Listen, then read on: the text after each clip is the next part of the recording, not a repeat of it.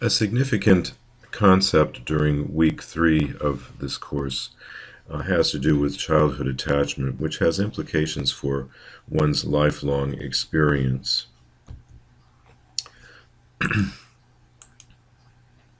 Attachment theory, a brief definition that comes from the Payne text that we are using this semester.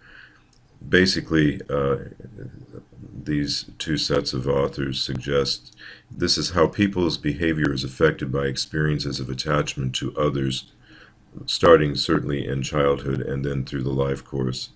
Implications for later experience certainly is built foundationally as one grows as an infant. What are the key components of attachment theory? First, the attachment figure becomes a secure base for the child or the individual. And then we seek proximity to our secure base when we are afraid, hungry, or ill. So that's one of the behaviors that was observed by John Bowlby as he began to develop this idea. Then the third would be that we use secure base as a safe haven when we explore new experiences. So it's best to have that security with that attached person with us as we begin to step out and try things that are new to us, that are maybe foreign in terms of our first experiences of it.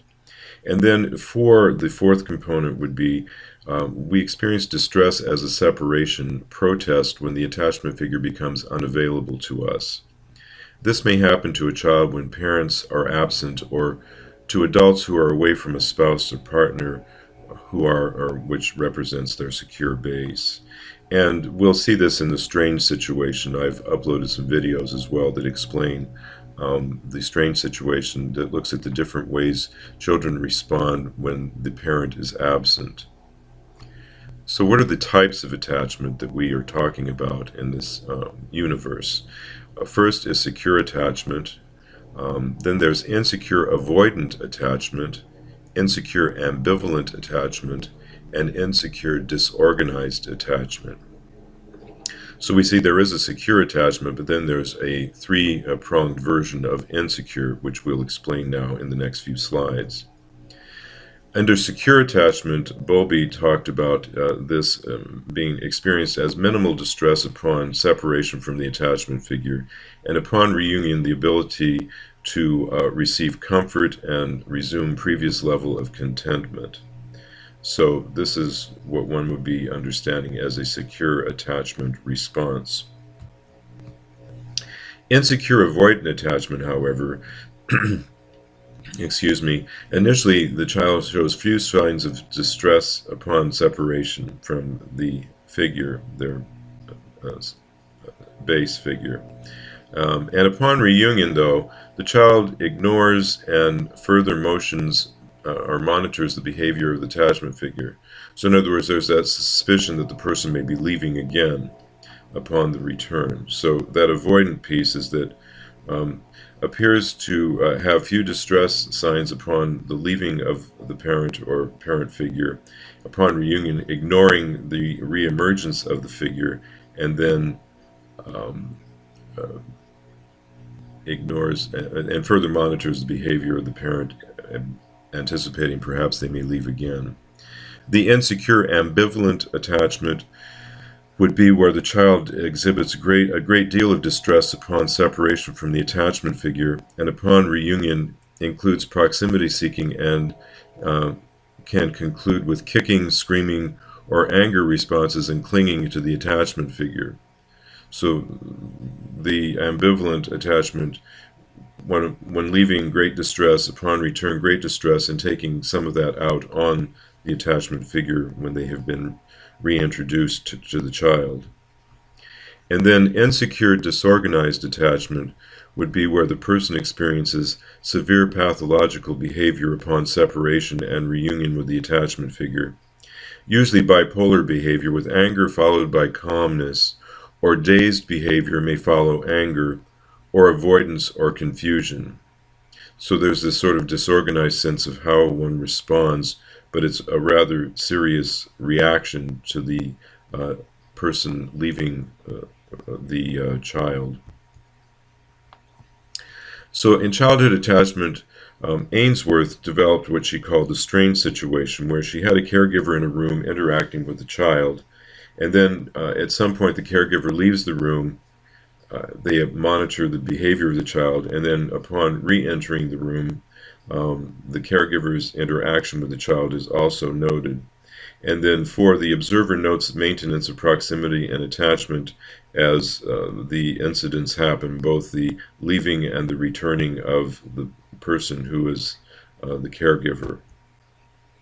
Prolonged caregiver-child separation.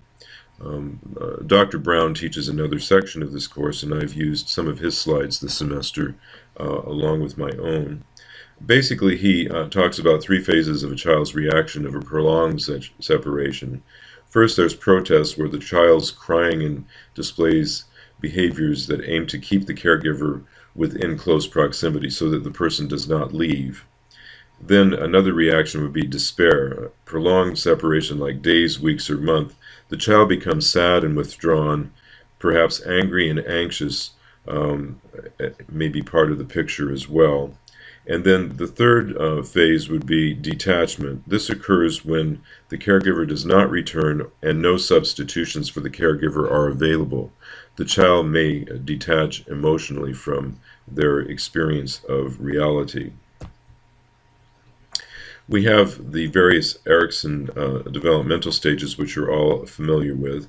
And certainly the critical phase in infancy and early childhood have to do with trust and mistrust.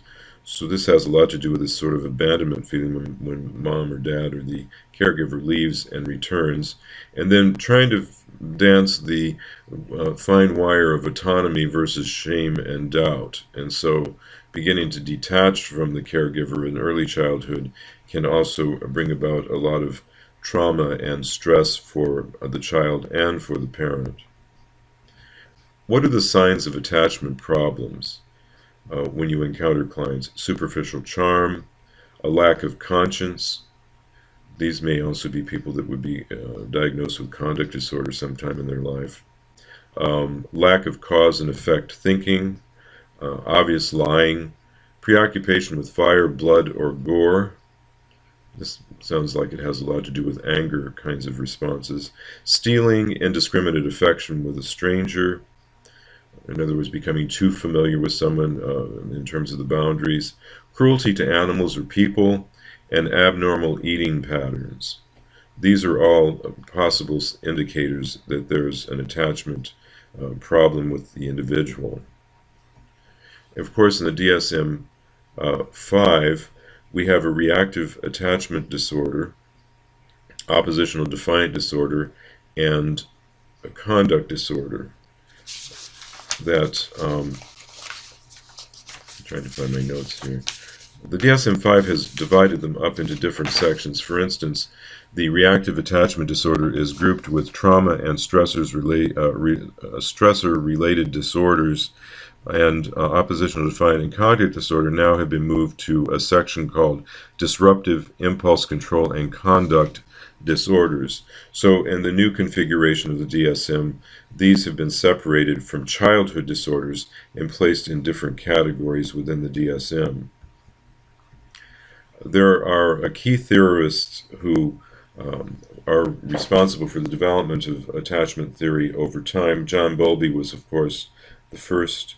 I've uploaded to here, and in the module you'll find links to these if these are not working. John Bowlby, Mary Ainsworth, Mary Main, and the Shemmings. I've uploaded a video by David Shemming looking at child welfare training using a case model they developed called Rosie 1. Please take the time to review the videos. Most of them are brief, like 3 to 5 minutes. One of them is a little longer. And that way you'll be able to see how the attachment theory is embedded in the importance of these other theories we are looking at, like object relations theory this week, ego theory, self-psychology, transactional analysis, interesting, looks at parent and adult and child kinds of connections. So see how this relates to the other theories that we are looking at, because I think it put an important piece to the picture when Bowlby developed this.